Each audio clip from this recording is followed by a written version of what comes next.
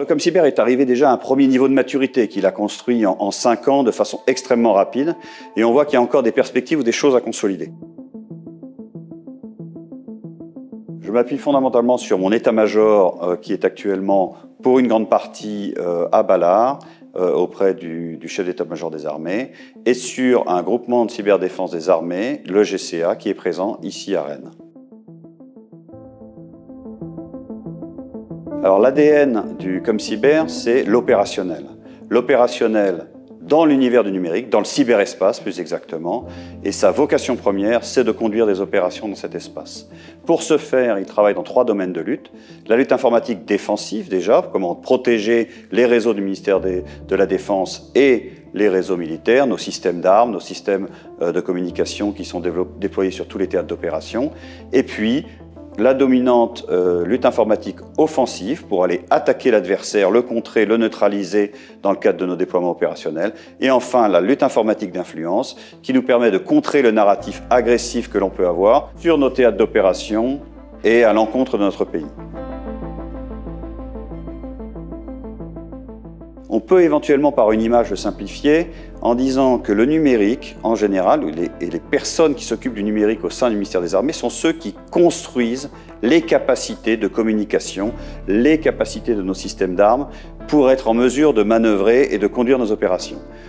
Le cyber et donc le commandement de la cyberdéfense, lui, a vocation à se battre dans cet espace, c'est-à-dire dans cette construction. Si on prend l'image d'une maison, le numérique va construire des maisons, moi je vais manœuvrer, je vais protéger ces maisons, je vais manœuvrer dans cet espace, voire je vais être amené à faire la guerre dans cet espace numérique pour protéger nos forces ou réussir des opérations sur l'espace numérique de l'adversaire dans ce cadre-là.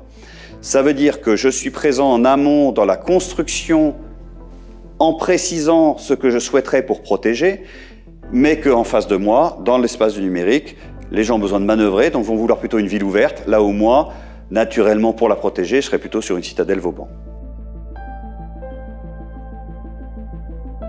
Le premier point sur lequel je dois travailler, c'est la ressource humaine, notamment le volet recrutement, formation et fidélisation. Pour ça, on lance une campagne de recrutement assez forte. Nous avons une pluralité de métiers et de postes possibles qui peuvent intéresser n'importe quel jeune qui choisit de servir l'intérêt commun et son pays pendant quelques années.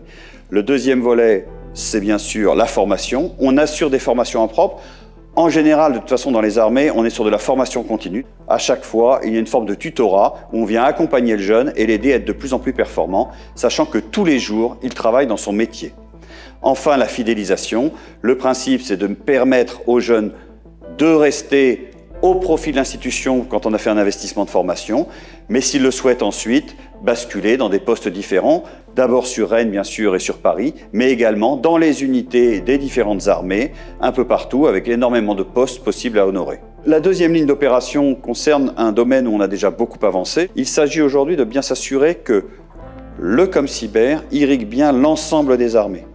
La lutte informatique défensive est déjà bien présente dans les différentes armées. Il s'agit de continuer à se coordonner encore mieux et de continuer à apporter de nouveaux outils pour être toujours plus performants. Pour la partie lutte informatique offensive, il s'agit de décliner la construction que nous avons faite au niveau stratégique vers des échelons opératifs et tactiques, vers des unités des 3 armées. Enfin, en lutte informatique d'influence, c'est un peu la même logique que pour la LIO. Il s'agit de construire une capacité zonale ou régionale et de faire porter aussi cette capacité d'irriguer les armées. Comme on a construit ces 3 domaines de lutte de façon aujourd'hui assez perfectionnée, on va pouvoir manœuvrer d'un espace sur l'autre, appuyer la LID avec la LIO ou avec la L2I et interagir en permanence au sein de nos 3 domaines de lutte. La dernière concerne la coopération. La coopération que l'on doit avoir à l'échelle nationale, dans le domaine public, qui est déjà bien constitué aujourd'hui dans l'écosystème, où on travaille aussi bien avec la DGA, avec l'ANSSI, avec les autres acteurs. La deuxième va concerner le secteur privé. Le secteur privé est, comme nous, sur une technologie duale partagée sur laquelle on doit construire ensemble. Et il y a toute une culture du numérique à développer et que l'on peut partager avec des acteurs privés, que ce soit des agents de l'industrie de défense ou de l'industrie du numérique ou encore des grands opérateurs du numérique. Enfin, le troisième aspect, c'est le partenariat international, où je peux communiquer, échanger, et je mets en forme des process aujourd'hui pour travailler de plus en plus en fluidité avec des autres cybercommandeurs internationaux.